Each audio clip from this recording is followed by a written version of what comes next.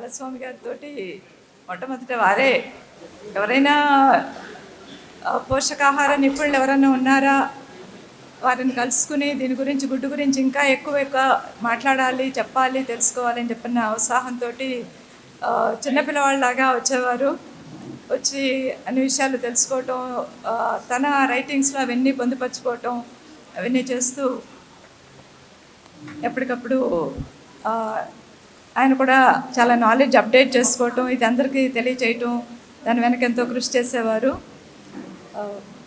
తర్వాత మాతోటి కాలేజ్ నుంచి చాలామంది నిరుద్యోగులకి ఎగ్ భండార్ అంటే ఎగ్ కార్డ్స్ని ఎలా రన్ చేసుకోవాలో దాని గురించి ఒక 15 బ్యాచెస్కి ట్రైనింగ్ ఇప్పించారు. బహుశా అంటే మా అంతటా మేమైతే అలాంటి ట్రైనింగ్ ఇద్దామని మాకు ఆలోచన కూడా వచ్చి ఉండేది కాదు. వారి ప్రోత్సాహంతో ఎన్టీఆర్ ట్రస్ట్ నుంచి ఎంతోమంది నిరుద్యోగుల్ని పంపించి బ్యాచెస్ వైజ్గా వాళ్ళందరికీ ట్రైనింగ్ ఇవ్వటం, వాళ్ళందరికీ ఎగ్ కార్డ్స్ కూడా ఇప్పించారు అప్పట్లో. అంతేకాకుండా వాళ్ళు ఎగ్ కాంపిటీషన్స్ పెట్టి ప్రజల్లో మోటివేషన్ పెంచడం కోసం మమ్మల్ని అందరినీ జడ్జెస్ లాగా పిలవటం అలాంటివన్నీ జరిగేది.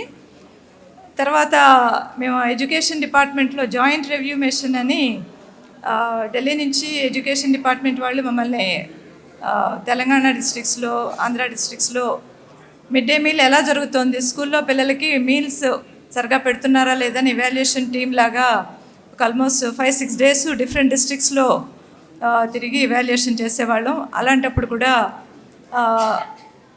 దానిలో కూడా ఎగ్ని ఇంకా కొంచెం నంబర్ ఆఫ్ ఫీట్స్ ఇంక్రీజ్ చేస్తే బాగుంటుందని అలా చెప్పడం జరిగింది. దాని వెంటనే వారు గవర్నమెంట్ వారిని ఇన్ఫ్లుయెన్స్ చేసి మాట్లాడి స్కూల్ పిల్లలందరూ కూడా ఎక్కువ ఎగ్స్ ఇచ్చేటట్టుగా చూశారు. తర్వాత ఈ సందర్భంగా నేను ఎప్పుడు అంటుంటానన్నమాట, బాలస్వామి గారిని మీరు వాయిస్ ఆఫ్ ఎగ్ అని. ఎగ్ మాట్లాడలేకపోవచ్చు, ఎగ్ తరఫున ఆయన మాట్లాడతారనమాట.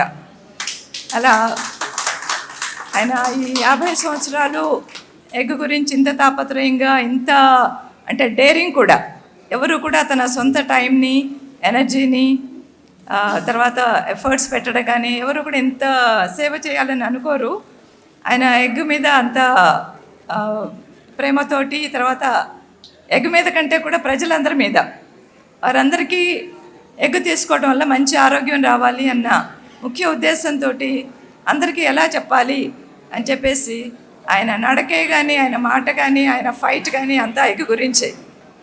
సో ఈ సందర్భంగా ఆయన 50 సంవత్సరాల కృషికి, తర్వాత చేసిన దీనికి కృతజ్ఞతలు తెలుపుకుంటూ 15 సంవత్సరాల లోపల పిల్లల తరఫున, తర్వాత గర్భిణీ స్త్రీల తరఫున, ఇంకా మనలాంటి సంఘంలో వ్యక్తుల తరఫున ఆయనకి జన్మదిన శుభాకాంక్షలు చెప్తూ ఆయన చేసిన కృషికి